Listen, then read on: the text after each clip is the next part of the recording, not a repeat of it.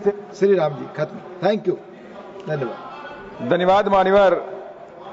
और पहलगाम आतंकवादी हमले में मारे गए व ऑपरेशन सिंदूर के दौरान शहीद हमारे सेना के लोगों के मेरी पार्टी की मुखिया आदरणीय बहन कुमारी मायावती जी की तरफ से मैं श्रद्धांजलि देता हूं और उनके परिवार वालों के प्रति गहरी संवेदना व्यक्त करता हूं।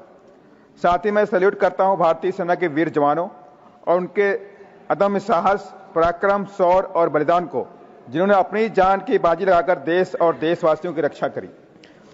मान्यवर, देश में कई बड़ी बड़ी आतंकवादी घटनाएं देखने को मिली हैं, चाहे वो संसद पर हमला रहा हो, चाहे मुंबई में हमला रहा, उड़ी, पुलवामा और पहलगाम में देश और देशवासियों को झकझोर कर रख दिया है।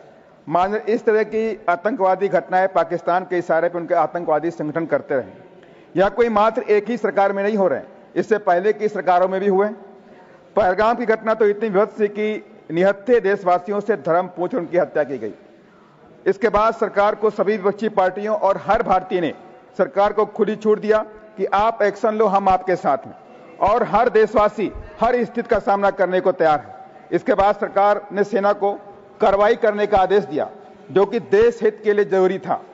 सेना ने कार्रवाई का नाम ऑपरेशन सिंदूर रखा। भारतीय सेना ने अपने अदम्य साहस, पराक्रम के दम पर पाकिस्तान को 3 दिन में घुटने पर लाकर खड़ा कर दिया।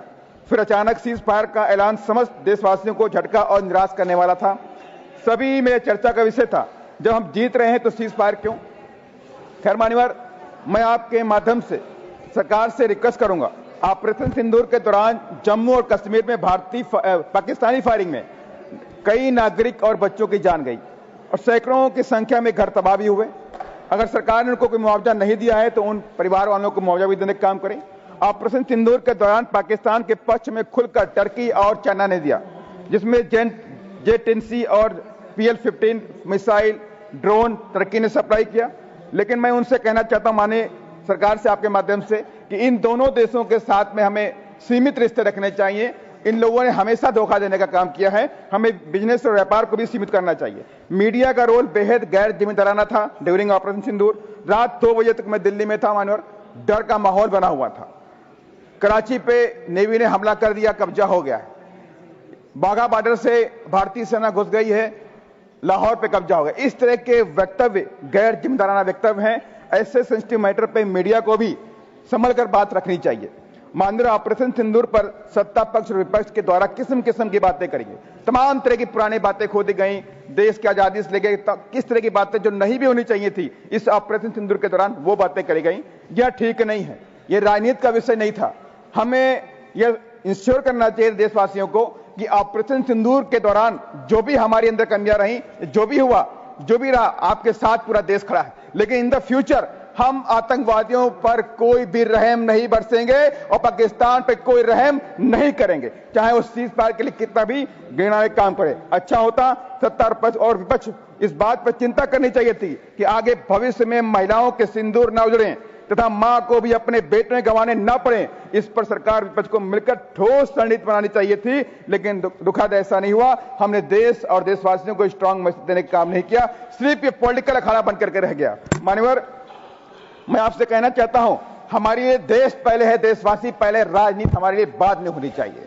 खैर मान्यवर, आखिर में मैं सरकार का ध्यान सेना की भर्ती की तरफ भी लाना चाहता हूं। जब आज पूरे देश के चारों तरफ पाकिस्तान हो, चाहे आपका बांग्लादेश हो, चाहे चाइना हो, ये तीनों लोग आपस में कोलैबोरेशन कर रहे हैं, तो हमें अपनी सेना की ताकत को बढ़ाना पड़ेगा, सेना के रक्षा बजट को बढ़ाना पड़ेगा और सेना के आधुनिकीकरण की तरफ हमें विशेष फोकस भी करना पड़ेगा। मान्यवर, एक चिंता का विषय भी हुआ कि रशिया के अंदर जिस तरह से एयरपोर्ट पर यूक्रेनी ड्रोन ने हमला किया।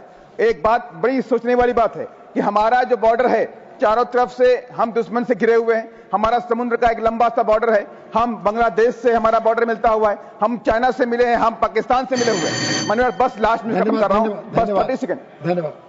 मैं इसको लेकर के मैं माननीय सरकार से कहूंगा कि सीमाओं की सुरक्षा पर विशेष ध्यान दिया जाए, ताकि इस तरह की एक्टिविटी कोई भारत के अंदर न होने पाए। माननीय गृह मंत्री जी बैठे हुए हैं, मेरा विशेष अनुमोदन है, 30 सेकंड मान्यवर। मान्यवर, गृह मंत्री जी यहाँ बैठे हुए हैं, मैं बांग्लादेश के बारे में बात करना चाहता हूँ। मान्यवर, बांग्लादेश के अंदर मान्यवर हिंदुओं के ऊपर अत्याचार हो रहा है, अत्याचार, बलात्कार, हत्याएं की जा रही हैं। तमाम बांग्लादेशी भाई देश के अंदर आए हुए हैं, उनको यहाँ से न भगाया जाए।